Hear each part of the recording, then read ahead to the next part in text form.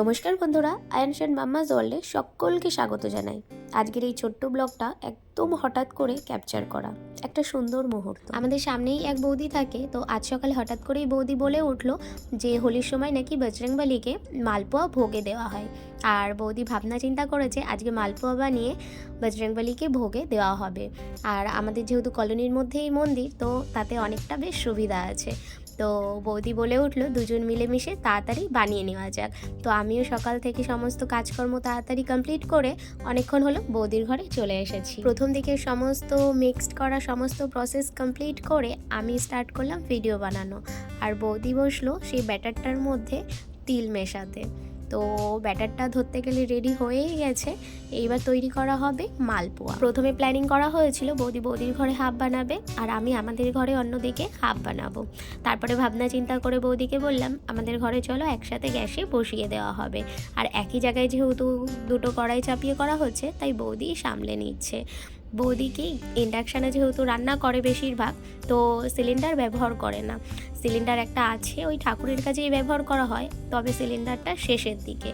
তো তার জন্য প্ল্যানিংটা হঠাৎ করেই চেঞ্জ হলো, আর তাতে সুবিধাও হলো, একসাথে হয়ে যাচ্ছে আর তাড়াতাড়িও হয়ে যাচ্ছে। গরম তেলে যে মালপোয়াগুলো ফুলে উঠছে সেই গন্ধটা সত্যিই বলে বোঝানো যাবে না। মনে হচ্ছিল পুজোর আমেজটা আগেই শুরু হয়ে গেছে। এইসব ছোট্ট ছোট্ট মুহূর্তই আসলে সবচেয়ে ভালো লাগে। একসাথে বসে কাজ করা, গল্প করা এক আলাদা আনন্দ।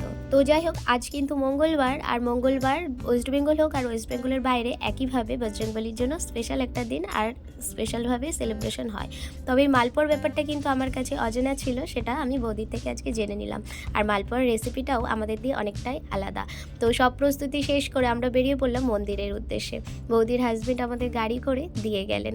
ছোট্ট পথ, কিন্তু ভেতরে একটা আলাদা উত্তেজনা ছিল। আর এই হলো আমাদের কলোনি ছোট্ট একটা মন্দির। না, ছোট্ট বলায় কিন্তু ভুল হবে, মন্দিরটা কিন্তু অনেকটাই বড় আর ভীষণ একটা শান্ত পরিবেশ আর ভীষণ সুন্দর পরিবেশ।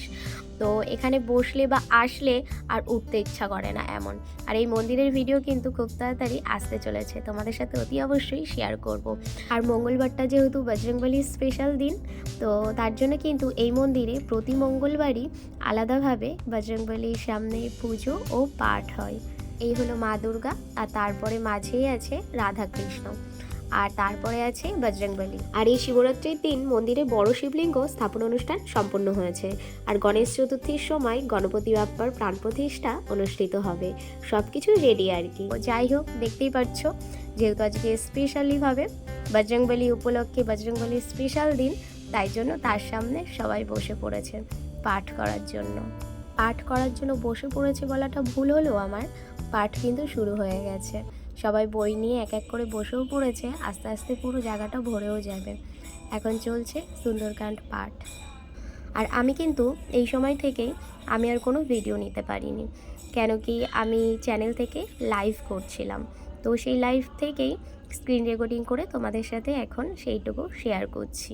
পাঠ যখন শুরু হয়েছিল তখনই আমি লাইভ ভিডিও স্টার্ট করে দিয়েছিলাম, তার জন্য আর আলাদা করে ফোনে রেকর্ড করতে পারিনি। পুরোটা হয়তো লাইভ ভিডিও করতে পারিনি, কারণ আমি ট্রাইপডটা নিয়ে যেতে ভুলে গেছিলাম। আর একভাবে এত ঘন্টা ধরে থাকা ভীষণ মুশকিল, 3 ঘন্টার ওপরে তো হবে কন্টিনিউ চলেছে। তো তারপরেও 1 ঘন্টার কাছাকাছি আমি লাইভ করেছিলাম, সেটা আমার চ্যানেলে গেলে অতি অবশ্যই দেখতে পারবে। আর লাইভ করতে করতেই কিন্তু এটাও লাইভেই নেওয়া হয়েছে ভিডিওটা। ভীষণ দুষ্টুমি করছিল সোনাই, এক জায়গায় বসছিলই না। অনেক বকা দিয়ে আমার কাছে বসালাম একটু। আর এনার দুষ্টুমি কোনো সময় শেষই হয় না, তো সেই ব্যাপারে নতুন করে তোমাদেরকে আর কিছু বলার নেই, কেন কি তোমরা তো এনার সম্পর্কে সমস্ত কিছুই জানো। যাই হোক, হঠাৎ করেই যাই হয় মাঝে সাঝে কিন্তু ভালোই হয় সেটা, তাই না? এই যেমন আজকের দিনটা তো আমার ভীষণ ভালো কাটলো, ভাগ্যিস বৌদি বলেছিল আমাকে। আর ভালো যা হয়েছে সেটা হলো, ফার্স্ট আমি এই মালপোয়ার নিয়মটা কিন্তু আজকেই প্রথম জানলাম যে হোলির সময় বজরংবলীকে দিতে হয়। ভীষণ পছন্দের নাকি ওনার। আর সেকেন্ড, মালপোয়ার রেসিপিটি আমরা প্রত্যেকেই আলাদাভাবে সব করি, স্বাভাবিক বৌদিও একটু আলাদা করে, সেটা শিখে রাখলাম। ও হ্যাঁ, এই প্রতি মঙ্গলবার কিন্তু কলোনি দিয়ে অনেকেই নিজের ঘর দিয়ে নানান রকম ভোগ বানিয়ে আনে বজরংবলীর জন্য, আর সেগুলো বজরংবলীকেই ভোগ দেওয়া হয়, আর সেটাই সবশেষে সবাইকে প্রসাদ হিসাবে দেওয়া হয়।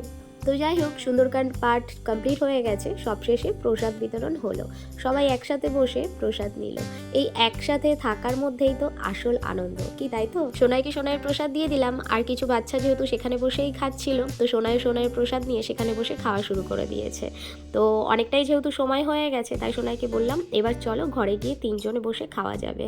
তো যাই হোক, আজকের এই ছোট্ট ব্লগটা যদি আপনাদের ভালো লাগে তাহলে অবশ্যই জানাবেন, আর এইভাবে ছোট ছোট মুহূর্তগুলো আপনাদের সাথে শেয়ার করব। সবাই ভালো থাকো, সুস্থ থাকো, জয় বজরংবলী, রাধে রাধে।